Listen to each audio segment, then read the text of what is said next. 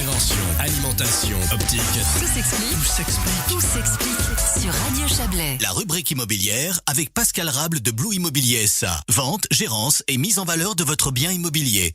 www.blueimmobilier.ch. De l'immobilier et de la finance maintenant, car nous allons parler d'investissement dans l'immobilier pour être plus précis, en compagnie de Pascal Rable, directeur de l'agence Blue Immobilier SA. Bonjour Pascal. Bonjour Maurizio et bonjour à tous.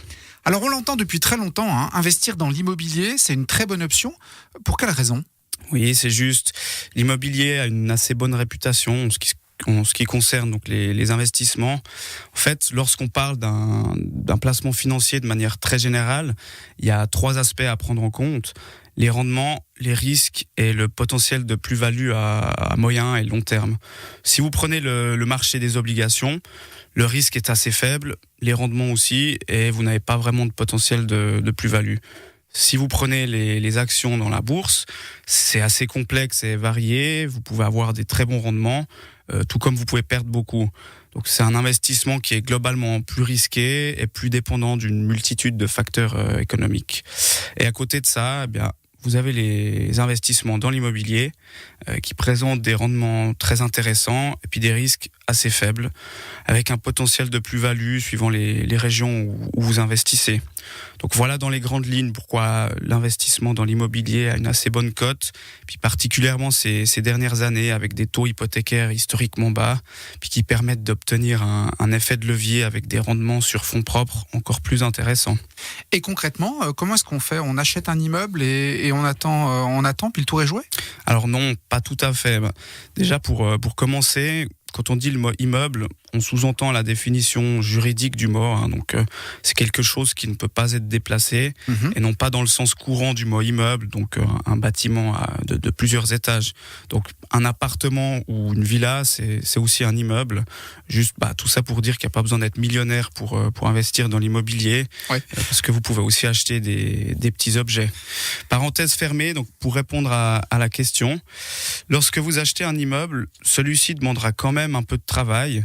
Il faudra gérer par exemple l'encaissement des loyers, les éventuels litiges, s'occuper de la relocation, puis sans compter que vous devez aussi vous occuper de l'entretien de l'immeuble, ses éventuelles rénovations et ce genre de choses. Donc après, bien sûr, la quantité de travail dépend aussi de plusieurs facteurs, comme par exemple le type d'objet que vous allez acheter, son âge, la qualité des locataires, l'état du bâtiment, ce genre de choses. Maintenant, la majorité des investisseurs de l'immobilier, ils délèguent tout ce travail aux régies immobilières qui s'occupent de toutes ces tâches. Puis dans la pratique, l'investisseur n'a plus grand-chose à faire. Alors on entend aussi beaucoup dire, Pascal Rable, qu'un bien immobilier prend de la valeur rapidement. C'est vrai ? Effectivement, si on regarde les statistiques des 20 dernières années, les prix ont fortement augmenté partout en Suisse, avec des régions plus marquées que d'autres, comme l'Arc lémanique par exemple, où là les prix ont doublé. Cela dit, depuis quelques années maintenant, le marché immobilier se stabilise, puis les prix sont plus aussi grimpants qu'à l'époque. Après, vous savez, c'est assez difficile de répondre à la question de savoir si son bien immobilier prendra de la valeur, parce que ça dépend de tellement de facteurs économiques. La situation d'une commune à une autre n'est pas la même, alors tirer une généralité sur le marché immobilier pour dire si ça va prendre de la valeur ou pas, c'est tout simplement impossible. Effectivement. Pour rebondir sur ce que vous disiez avant, idéalement, on pourrait commencer par acheter un petit appartement, le revendre, acheter plus grand et ainsi de suite ? Alors, idéalement, oui. Puis, dans 10 ans, on arrête de travailler, puis on va bronzer sous les cocotiers. Ouais, ok. Non, malheureusement, c'est pas aussi simple que ça. Premièrement, si on suit cette idée, ça sous-entend que les prix de l'immobilier continueraient de grimper très vite, ce qui n'est pas le cas actuellement, puisque le marché immobilier se stabilise ces dernières années. Ou alors, ça sous-entendrait que vous trouviez un objet en dessous du prix du marché à chaque fois, et puis que vous le revendiez au prix fort, ce qui dans la pratique est aussi difficile à faire.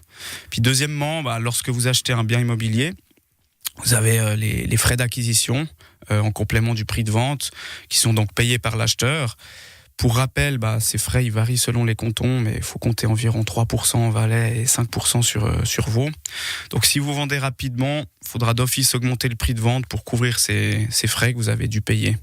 Puis pour terminer, afin d'éviter la spéculation immobilière, justement, vous avez encore les impôts sur les gains immobiliers qui sont dégressifs en fonction des années de possession, mais qui sont très élevés au fait si vous revendez dans les premières années suivant l'achat.